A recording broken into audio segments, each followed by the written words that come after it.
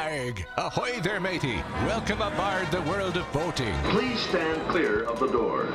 Por favor, manténganse alejado de las puertas. The radio show devoted exclusively to the boating lifestyle. You're gonna need a bigger boat. Brought to you by worldofboating.com, your internet portal for the boating enthusiast. I was just looking into buying a boat of my own. Call World of Boating toll-free now at 1-8888-28-BOAT. That's 1-888-828-BOAT. And welcome. This is the World of Boating. Greg, your first mate, Barry the Boater, and Mike the Mariner rounding out the crew as we attempt to navigate the latest boating news and information. Okay, so, you get up. It's a Saturday morning. You're excited because you're about to spend a day on the water, and everything's going great. You trailer the boat out of the garage. Let's say you have a smaller boat like Barry the Boater, and you head out to the lake or the local watering area where you want to, lower that boat into the water. And before you get there, you hear a gunk, and you look in the rear view mirror. Hey, where'd my boat go? Exactly. That is not how you want to start your day of boating activities. But we do have a story to share today that might illustrate one of the reasons or how you can avoid being the guy we're about to talk about. And so you don't become that guy that we talk about on a future episode of the World of Boating. Barry, what happened? Right. Gentleman was on I-95 near the Hard Rock Stadium. Okay, in South Florida, and somehow or another, he was trailing his boat, and somehow or another, the boat flew off the trailer and ended up on the on I-95. They had to use construction barrels to block off the lane that the boat took. There were no injuries, but there's no trailer. It's just a boat. So, interesting. So it literally, somehow or another, it floated off of the trailer and went airborne, and then decided to go on its merry way before it got in the water. I have a feeling that the only thing that was holding that boat in place was the strap that you winch it up with when you winch it up onto the trailer. Yeah. Well, that on would my make boat, sense. there is that's the way a lot of them are. There is, if you want to make it quick to launch, you don't add all the extras. Right. Mine needed has more the weight in the chain boat, as if well nothing as the else. winch. Yeah, but it should have been strapped down. Well, no, I have a feeling that it just slid off. I think the strap broke and the thing just slid off, like if you were. Well, and then, but you should have more than just one strap. Right. I mean, it's not. Yeah, it's I have like multiple tie downs I when you're at the dock. So I have the winch pulls the boat up. Mhm. There's a chain that comes from the same area that the winch is on that also hooks up to the front eye of the boat. But you can't always rely on that. That eye can pull out. So on the rear of the boat, there are two tie downs that are mounted on the boat, and that tied to the trailer with just ratchet straps. Mm-hmm. Right. Right. If you don't have those tie downs, you can buy a large ratchet strap that'll actually go around the whole boat. Underneath the trailer, there's usually a place you could place it and then snug it down. That's what I have. Yeah, that's what I have with the Craig Cat with my tender. Yeah, because I keep it on a trailer, and I have the chain, I have the winch, and then on the back I have a full strap that goes from one side of the trailer over the stern of the boat, and then connects to the trailer again, and that just keeps it connected to the trailer. So, I mean, anything can happen on especially lighter boats. If you're making a sharp turn and your trailer hits the curb and bounces up, if your boat's not strapped down, it could pop right off and end up in the lane, right next to you. And that's not ideal. No, that is not ideal, especially when you look around like, wow, that's a really nice boat. Oh crap, that's mine. Oh, that's mine. Believe me, this happened to me years ago. It did. The same thing. It did. I wasn't. Now, it wasn't my boat. It wasn't my truck. I was in the truck. Friends of mine wanted to go water skiing one day, so they called and said, "Hey, Dillard, you want to go? Want to go water skiing?" I said, "Sure." Yeah. So I go meet him at his house, and he had this huge Ford truck with a big souped-up engine, and we had his dad's bass boat, which was a really nice bass boat. Okay. And off we go to Lake Underhill to go skiing. And we pull up to a red light, and this car next to us motions for us to roll down our windows, and we do. And the guy says, "Hey, your boat's on the street behind your trailer. And we're like, what? No! And we turn around. The boat was literally it. So apparently the latch wasn't locked, and he didn't have a stern strap on, and he had a lead foot. So when he floored it, leaving a red light, the previous red light, the boat just rolled right off the trailer. Right. It unspooled the winch all the way to its end, and the boat. We dragged the boat about a half mile. Oh, wow. He didn't notice? Didn't notice. Well, he had a truck that had an engine, a monster engine in it. And did you turn to him notice. and just say, hey, I thought we were going to wait to water ski when we got on the water? Exactly. What are you doing there, man? Or did you say, hey, I'm going to call for a ride. You call your dad and explain it to him. I'm out of here. Right. Yeah. Well, it didn't damage the motor because the motor was tilted up. It did damage the gel coat on the bottom of the boat, but we actually spent about half an hour getting the boat back on the trailer. 4 or 5 people helping us, strap it and crank it back up onto the trailer. How long or how much of a distance did you pull the boat down the road? At least a quarter mile. Wow! It didn't grind down the hull? Yeah, it did. Yeah, it definitely messed up the gel coat, but it didn't go all the way through the gel coat. It just left a long white stripe down the road, down Oak Ridge just a big skid mark. And so we put the boat back on the trailer, went to the lake, and went skiing. Okay. Wait. So how did you get the boat back on the trailer? Well, I mean, did 4 or 5 try to lift it? It took 5 of us, so we had to disconnect it from the truck. Kind of, 2 or 3 people kind of lifted the bow of the boat a little bit. It was a a bass boat, like a 19-foot bass boat. Right. And then kind of shoved the trailer under there, and then the strongest one of the guys got up there with the crank and just started cranking, and we shoved the trailer. It took us about a half hour or an hour to get That's amazing. Did you notice any other cars driving by you at that time before you finally realized, or was that the first person? It was a spectacle. No, we created a traffic jam. I mean, 400 people saw this happen. It was. Hey, look at them Florida rednecks, man. Yeah. I take it this was before I take it this was before YouTube, right? Oh yes, I was in high school at the time, so this was before broadcasting, probably. Yeah, that would have been 1 million views easy. All right, it's ancient times. All right, but the moral of this story is you don't want to be Mike the Mariner's buddy or this first guy, what we were talking about down there in South Florida. What is it? Is it the rule of 3s? You should always have at least 3 straps on your boat, or is there kind of any kind of unwritten rule that you do?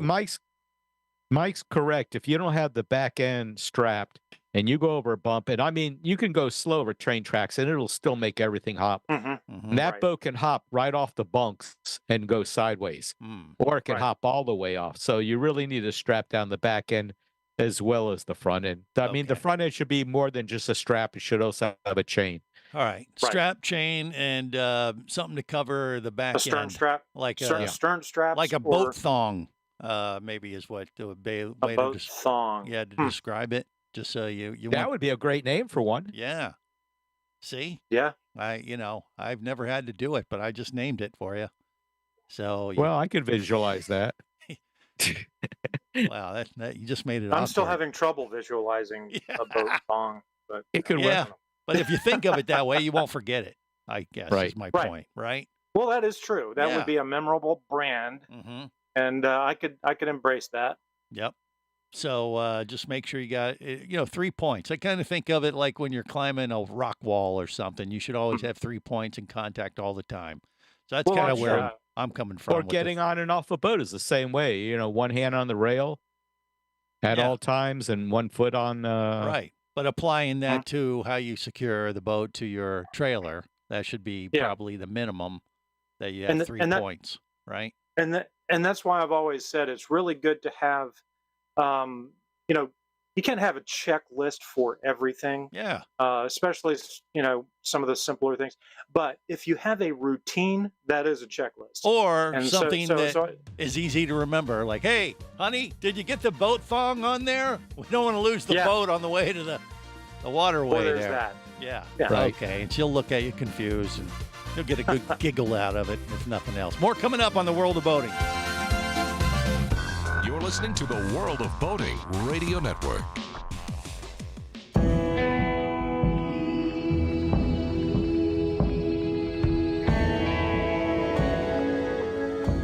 explorer in the other 2/3 of your world. Be the buddy who takes the kids in the aquarium instead of just to it. Be adventurous. Be amazed. Be a diver.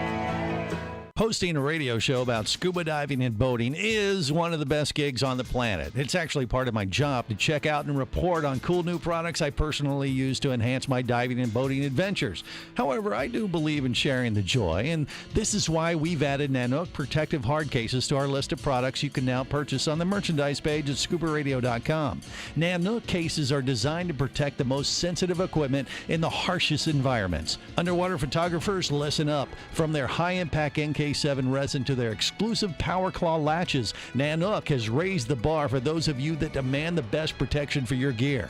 Plus, Nanook protective cases cost less than similar products currently on the market. The company has been around for over 15 years, but it's new to the U.S., so we've made a small number of Nanook cases available exclusively for you at a special introductory price on the merchandise page at scubaradio.com. Go there now and check out Nanook, the evolution of protection.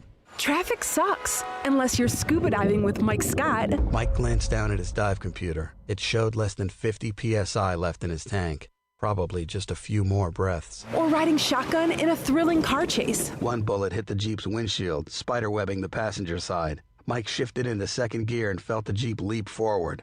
This just got serious. Escape your commute with audiobooks from author Eric Douglas. Download to your phone. Go to booksbyeric.com or audible.com.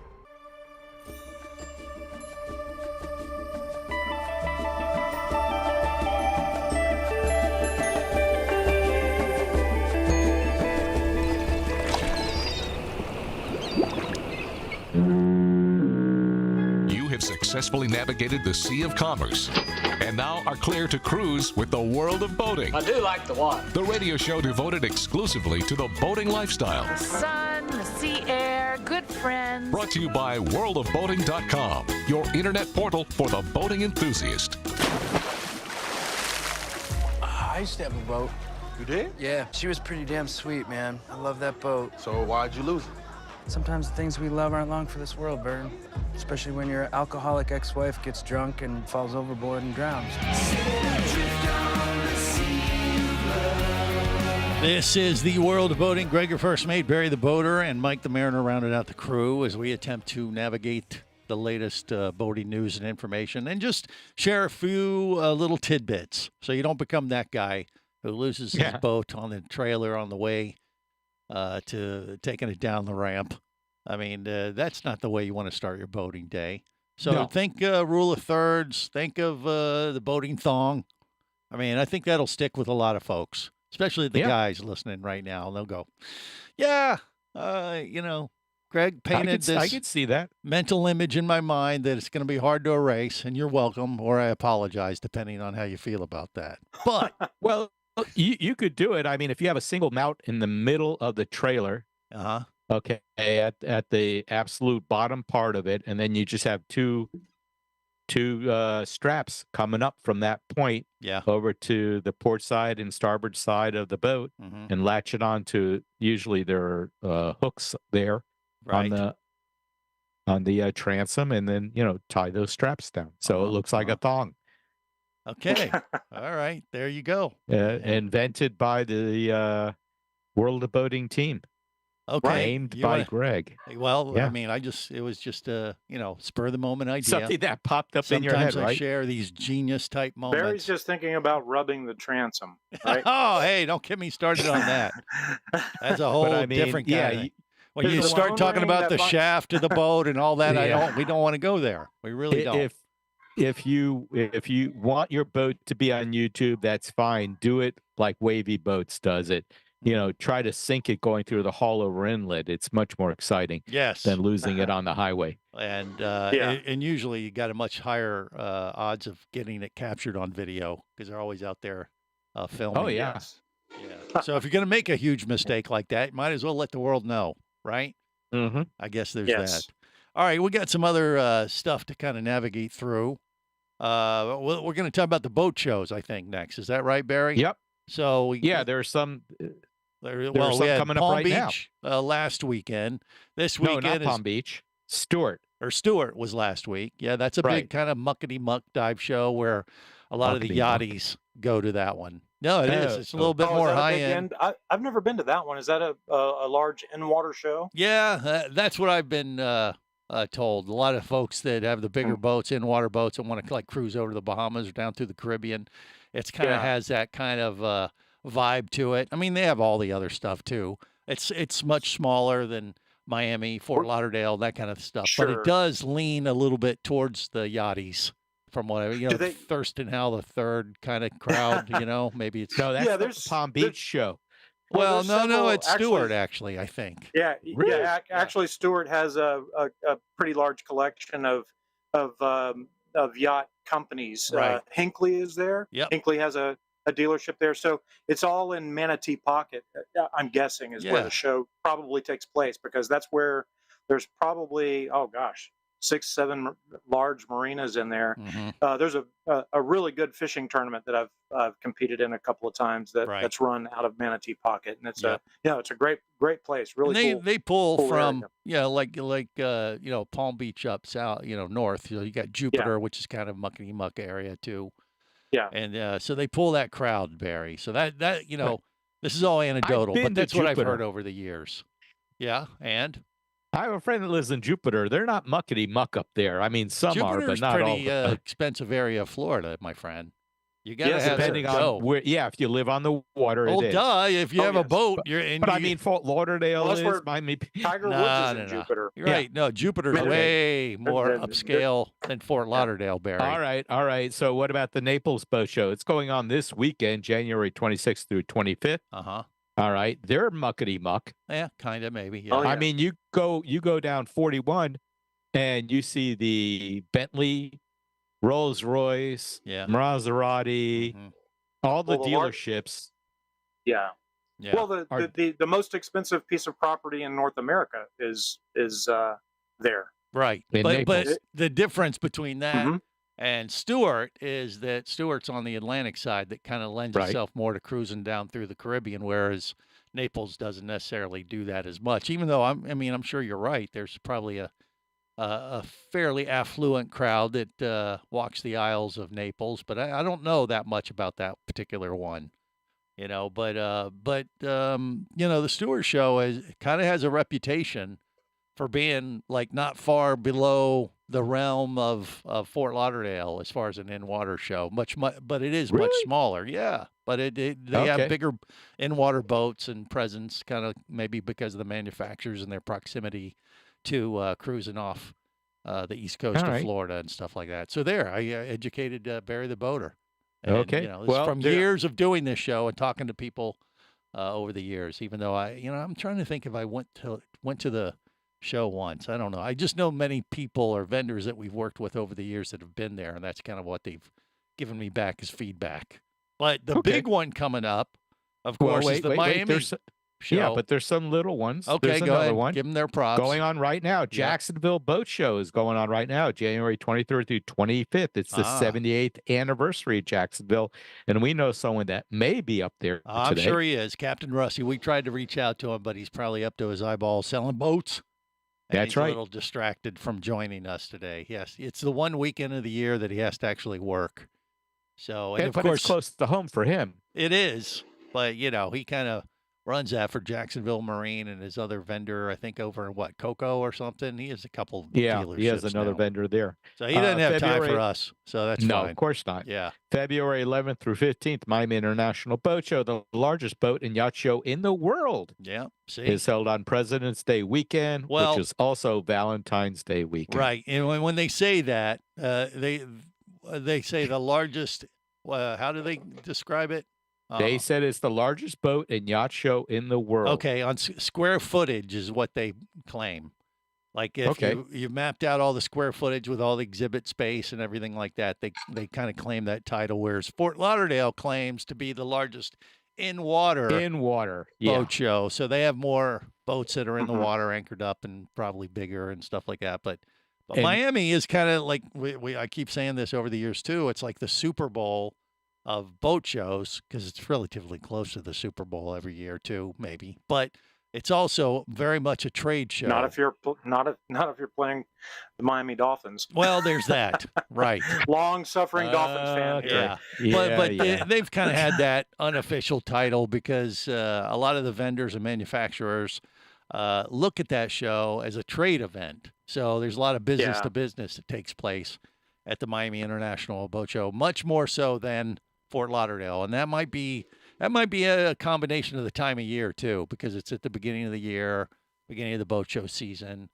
Fort Lauderdale shows in October at the end of the season, kind of, or end of the year. I don't know, but that's all how it's been over the years. And they use more of the convention center at Miami. They use both floors. If you recall, on the second floor is a lot of people selling all kinds of items. It's a great show. So Barry the Boater, Mike the Mariner, who knows? They might pop up there and surprise everybody and create a ruckus. More coming up on the World of Boating. Stay close.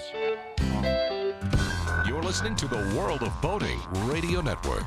Traffic sucks, unless you're scuba diving with Mike Scott. Mike glanced down at his dive computer. It showed less than 50 psi left in his tank. Probably just a few more breaths. Or riding shotgun in a thrilling car chase. One bullet hit the Jeep's windshield, spiderwebbing the passenger side. Mike shifted into second gear and felt the Jeep leap forward. This just got serious. Escape your commute with audiobooks from author Eric Douglas. Download to your phone. Go to booksbyeric.com or audible.com.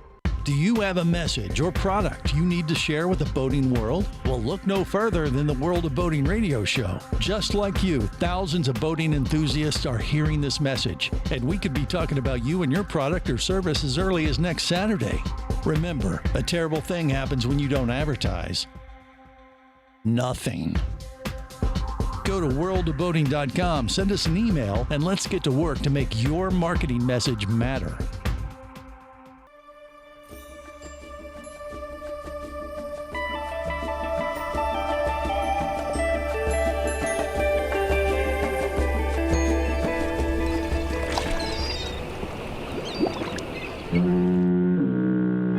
Successfully navigated the Sea of Commerce and now are clear to cruise with the World of Boating. I do like the water. The radio show devoted exclusively to the boating lifestyle. The sun, the sea air, good friends. Brought to you by worldofboating.com, your internet portal for the boating enthusiast. Look! Here comes a boat! Really? Oh, it's about time! On this boat, we'll sail away tonight. And on this boat, confess that you were right. This is the World of Boating. Greg, your first mate. That is me, along with Barry the Boater and Mike the Mariner, rounding out the crew as we attempt to navigate the latest boating news and information, and also look at the upcoming boat show season. All right, so we got our ways up towards Miami Boat Show. Mid-February. After that, what do we got? Do we have a few more to look forward to, Barry, or is it kind of slow down? Where do we go from there? No. It goes to the next one is, come on, you silly thing here. Don't talk to me like that. Yeah. The Bonita silly. Springs Boat Show. Okay. It's February 26th through March 1st. Florida, okay. Okay, a boat for every budget with hundreds on display by all the area's major dealers. Right. All right, so you can go to goboatingflorida.com. The Tampa Bay Boat Show is March 6th through 8th. Okay. That sounds about right. After that, though, doesn't it? Where is that one? Tampa. That should be is nice. that right Maybe in there'll be Tampa, some or is it in pirates out St. there. Pete? That's a good question. It might be between St. Pete and Tampa, I think, at the waterway there somewhere. Right. Near a big marina area there. Well, there used to be one there in St. Petersburg near the Vinoy. Right. And I believe there's a Sarasota one downtown. too. There's a separate St. Pete one, but the one in Tampa is the Florida biggest State, of those. I Florida think. State Fairgrounds. Right. I was gonna. Oh, is it Fairgrounds? Okay. I Yeah, guess the other ones. 4800 US 301. All right. So those are all trailerable boats. Yes, yeah. Mm-hmm. But I mean, it's going to be plenty of boat dealers with the boats on the trailers or however set up. So you're going through all of Florida. Once we get through those, where were the big ones outside of Florida, Barry? Because we got. Oh, you didn't ask for that in my homework assignment. Oh, I'm just looking up the ones in Florida. Oh, because it's close for us. Well, the big ones outside of the state are definitely Annapolis. is a big one, and the Newport Boat Show in California. And the New Jersey or New York one you talk about all the time. In January. I mean, those are all summertime, aren't they? No. New York Boat Show is like the first or second week of January. I think second week in January it was. All indoor then, right? Right. Okay. But Annapolis is outdoors. I mean, that's a big sailing thing, and Newport is the other big one I'm very much aware of. Oakland, California, and San Diego have pretty big boat shows too. I'm not familiar with like the ones in Texas on the coast, those kind of things. And of course, there's boat shows in Ohio and Iowa and every fishing area in the world. We can go on for days. But as far as the bigger winter ones, ends, But here's another big one. Is March 25th through 29th, the Palm Beach International Boat Show. And that's it's a little bit cozier as far as I'm concerned. There's a lot of yachts in the water. Yeah. And there's also a lot of stuff on dry land, but it's right on the Intracoastal, the whole thing. Right. And since it's the weekend, all of those big office buildings open up their garages so that you can, pay a fee and park all day. And you're right there at the boat show. Yeah, but the fee is usually pretty substantial. Well, that's where Thurston Howell III lives. So, it's going to be a little bit pricier. Yeah. Is the Rybovich shipyard part of that boat show? Probably so. I don't know if they're part of it, but they're close to it. I know they're right off that whatever that river is that the turnpike goes over. Is that no? That's not. No. That's the Okeechobee Waterway. Is that what that is? Yeah, it's a big because I know the turnpike is the biggest, tallest bridge you have on the turnpike. You have to go over this river and you can see the Rybovich. That's too far north. Okeechobee Waterway comes out at Stewart, so that's a different waterway that we're talking about there. What is your New preference? River is Fort Lauderdale. What do you guys prefer? I mean, Barry, it sounds like you prefer going to something like Palm Beach or Stewart compared to Fort Lauderdale, just because it's smaller, more intimate. You might have a little more one-on-one time with the vendors, maybe. Is that what you're alluding to, No, it just depends on the time of year and what else I have going on. Now, eventually, I am going to retire, hopefully soon. Yeah. So I'll have all the time in the world to go to boat shows. Every show has its own unique thing. If you want to see a lot of boats in water and like the expensive, you go to Fort Lauderdale. Go to Fort Lauderdale during Valentine's Day with your better half, and that could be like date night. I'm trying to give you ammunition here, buddy. Come on.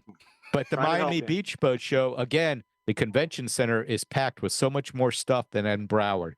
Broward does not use all of their convention center like Miami-Dade does. Okay, well, so are you saying that is a draw? If you want to be, I think it's a draw in some ways because you're in one area. You don't have to go so far. But I'm asking, what do you prefer? Do you like a bigger show with more stuff, or one that's smaller where you might have a little bit? It's the nice things about. So you're not going to take a side. He's not going to answer my question. You might as well be a politician. You son of a bitch. You're going to have to send him a congressional subpoena. Yeah, thank you. Exactly. Oh no, he won't show up. He won't show up. Right. No. You have to make me. You come and get me. Hey, there's one other thing happening with these boat shows. The Waves Demo Research Boat. It's a Viking-led task force will demonstrate its 24-foot contender at the Viking and Valhalla VIP Boat Show at Miami International Boat Show. And they're also at the Riviera Show. They showcased that also, which was January 30th and 31st at Riviera this boat Beach. Was built or is being used for what? It is a demonstration boat. It's a 24-foot contender. Yeah. And this thing has more electronics than possibly some of the newest frigates that the Navy's putting out. Okay, well, so are they producing this for like sheriff or Florida Wildlife Commission boats or Marine Patrol or anyone? It's a technology demonstrator. I mean, you can buy this technology today. Yeah. Okay. Yeah, I have a friend that has. But a I lot started of this pricing it out. Yeah. Oh, it's insane. So I have a friend that has most of this technology on his boat. Yeah. And the technology he has, which is. I'm looking down this list here. It's a lot of this. Yeah. It's on a 30-year-old Marine trader. His electronics package is worth more than his boat. Wow. Okay, so this is like if you want to go full, James Bond. like. Well, yeah. It's sort of like that, but the idea is that they're demonstrating the technologies that's available to help reduce the chance of a boat strike between you and an animal out in the ocean, like a whale or a manatee, which would not so much a manatee. They don't move very fast, and I don't think they go out in the ocean that far, do they? Manatees? Well, they, I mean, they can. they go. Yeah, they go up and down the coast. In fact, I've been in the Keys and I've seen a manatee like 5 miles offshore. Yeah. So if in the shallows and as long as you're on the shelf, you can see manatees. They'll go all the way out to the reefs. Heck, you can even get a gator out there every now and then. But the big issue, I think, has been right whales. So every time I'm on Silhouette, I'm close enough to the Jacksonville Coast Guard station to get all of those alerts.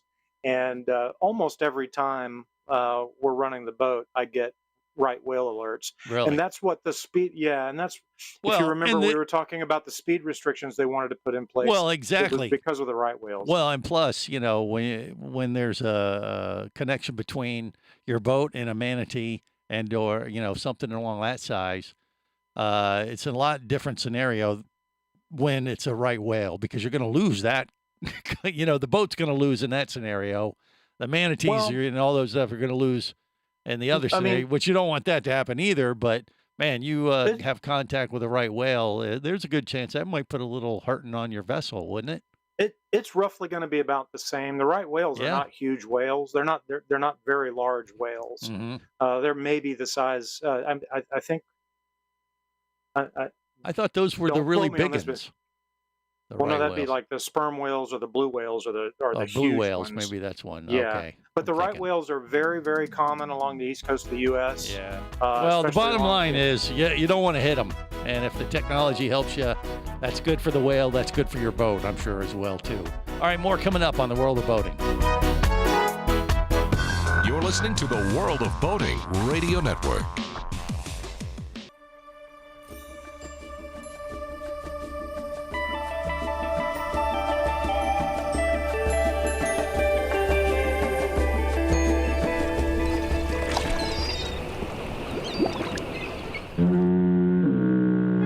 Successfully navigated the Sea of Commerce and now are clear to cruise with the World of Boating. I do like the water. The radio show devoted exclusively to the boating lifestyle. The sun, the sea air, good friends. Brought to you by worldofboating.com, your internet portal for the boating enthusiast.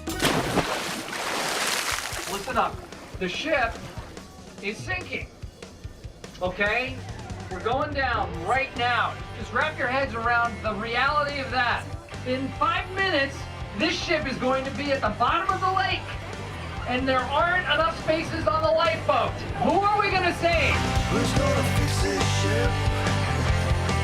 Look at the ship we're in. Who's going to fix this ship? Who's going to fix this ship? This is the World of Boating Beyond Fixing. I am Greg, your first mate, along with Barry the Boater, Mike the Mariner, rounding out the crew. Okay, so this technologically equipped contender, how big is it, Barry? Okay, it's a 2025 contender, 24 foot with a Yamaha 300 horsepower engine and an Ameritrail trailer. Ameritrail trailer. But as that's all they talk about the boat. It's all about the electronics. So let's start. Yeah, well, with it all decked out with all these bells and whistles, what kind of price tag are we talking? I have to add it all up. Oh, I would figure at least $100,000 worth of electronics. Just the electronic portion of the boat, and then add another couple $100,000 on top of that, at least. For the boat and the engine, I don't know. What would a 24-foot contender run, Mike? Because you look for those boats all the time. Well, that's probably a $125,000, $130,000 boat. Yeah. As normally equipped. Right. I'm guessing. Okay. Yeah. All right. Well, and this is nothing Not normal this. about Well, this boat. No, Well, no, let's this talk boat about is a these. technology demonstrator. Let's talk about Okay. these electronics. So what makes them so special? What I mean, we already talked about there might be some kind of technology that allows you to avoid things like whales or anything in the water. Okay, Or, so you know. it has a flare built into it. Okay. A All right. flare uses infrared technology Mhm. to see things at night that you would not normally see. Like Mike can containers. tell you more about that. Containers are the other big one too. I mean, that's just as bad, if not worse, than a whale, isn't it? Those containers that fall off the ships. We hear about that every now and then. Oh, that can cause a tremendous amount of damage. Oh, Yeah, absolutely. hell yeah. Yeah. Yeah. So Yeah. the FLIR would So- pick that up, I guess, or anything. FLIR is better than radar, or just I don't know. It just It's- makes a it's just- digital thing, kind of like a Well, car. radar works for things above the water. Okay. Okay, so Mhm. FLIR actually, it's.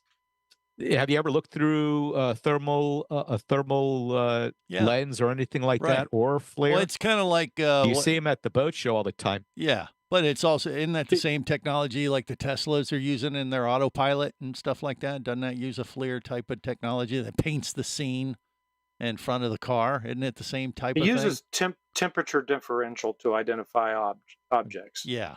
So when you're looking at a FLIR screen through a FLIR camera, you're going to see temperature differentiation. So Right. if you see something in the water that is either hotter or colder than the surrounding water, Yes. that's how it will present Like to the you. underwater spaceships from the aliens. They're probably going to be Exactly. colder than the Yeah. water around them, I think. I don't think Right. I they have put a- special sensors for that on my boat, so I can Yes. see all the underwater aliens on silhouette. Right. It's like a big fan display. I Yeah, can see. and you got to be careful. yeah. That's probably why they're coming up with this technology, because all those underwater bases all scattered around the world. I mean, they're probably So- saying, "Yeah, better equip the boats so we don't have any incidents or any more." So I you should say. you could tie that FLIR to something called the Lookout Brain Pro. I'm just going through the websites that they listed for all the equipment on this boat. Yeah. This one's only $9,995. It Only? is run by, it's powered by NVIDIA. So you've heard about NVIDIA. I'm sure Yeah. it's been on So the is this news the a lot. Neuralink thing where they put the chip in your It's brain? sort of and- like that. It's a high resolution, long range object detection device. Okay. Right. So Like how long a it- range are we talking? Do you know? I don't know. I Just haven't long. read It through the says whole long. thing. It has DVR. It has connections. It has a it DVR? AIS You can targets. record Yep. everything? Okay. You can record everything that you detect. Never miss right. a show of Friends or whatever's on TV. So that you here- wanted to I get? don't think that's the kind of recording. Oh. So here's where I take a look back, and I've gone through all this technology, and I have a lot of great technology on my boat too. Some of the technology here is on my boat, but Yeah. I'm thinking to myself, if I have all of this on my boat, do I actually have enough attention available to actually just operate the vessel, or am I going to be looking at all of my screens all the time and not paying attention to my surroundings? You At got to a buy certain a point- robot to hand manage it for Wait, you. there's more. Oh, there is. Oh, here we go. Here we go. The C.AI brain processes images from existing thermal cameras to deliver unparalleled digital awareness of the vessel's surrounding. So yeah, it but you uses need artificial. personal awareness, right? True. I mean, at a certain point, you just have to run the boat. So maybe your AI Greg wants captain the AI. Yeah, is the your AI backup. captain's going to do it. He's he's like Well, the he could be guy. the backup. He's your AI captain is the one that does all the crap you don't want to, Mike. See, like usually if we're on your boat, you're gonna, you're gonna say, okay, Greg, I want you to do this, and then I'm gonna say, okay, Barry, he told me to do this, you do it for me, and then I'm gonna go lounge on the back Go of have the another boat. drink, right? Right, Yeah. but the AI captain, AI captain, AI Yeah. captain. it Artificial would do it for you. intelligence. Yeah, it provides smart object detection, Mm-hmm. detects small objects, including persons overboard, offers 3 operating modes, including collision avoidance, 360 surveillance, and manual Mm-hmm. Right. systems. And I it just all- don't know how you could quickly react to a situation with all that technology, like the man overboard situation. Right. Yeah. You have that Now- built into every navigation system there is. It's one thing. You touch it when you know someone fell overboard. You touch it, and that's the man overboard flag. And here's something else you could add. Yeah. Well, here's something else you could add to that boat. It's called Brinkle Blue. It's a 24/7 vessel monitoring system. So, if you have it has cameras, it has digital scanners. So if it noticed someone falling off the vessel, it would alert you. Or maybe your vessel's docked behind your house and it would alert you on your phone. Hey, get out there with your rifle and start shooting. Right. That's only $4,300. Well, my Ford truck does that. I get an alert when a door opens. Well, that's true. It's just a ding. See? I think the problem with the whole AI technology thing, tied into this package, I totally hear what you're saying, Mike. Is like all this technology is great to have, but it almost gets overwhelming. So you need an AI to kind of help manage it for you. But going beyond that, other than your truck dinging at you, saying like, "Hey, you're not in the vehicle," you really need like a robot. You need a tangible thing with arms and a head that can twirl around there on the helm, and like when someone falls up, it waves like, "Hey, Mike, look, someone fell off," and maybe you need something like that as a co-pilot or a co-captain. A lot of the visual technology here, right? Like so the FLIR camera and things like that. That's for operation of a vessel in less than ideal conditions. Right. Because if it's a nice sunny, no wind day, nice flat calm seas, you're literally seeing everything firsthand. But when you have reduced visibility and reduced sight conditions due to weather, things like that, then this technology is absolutely going to benefit. The question I have is, competency. You really need to know how to use this, so you have to practice it a lot. Because let's say you're inbound and you haven't run your boat at night in 6 months, and you really haven't exercised your FLIR cameras and things like that. Right. Well, you're still the captain in charge. So, your AI robot assistant or co-captain would be someone like Gilligan that might be able to point out the obvious, but you have to be, the main one. Situationally aware. Yes. You have to remain that way. And call rank when it's necessary. Have that human component maintained. On that note, we're going to wrap it up till next time. Remember, whether it is sailor mode or Life is better as a boater. Safe boating, everyone.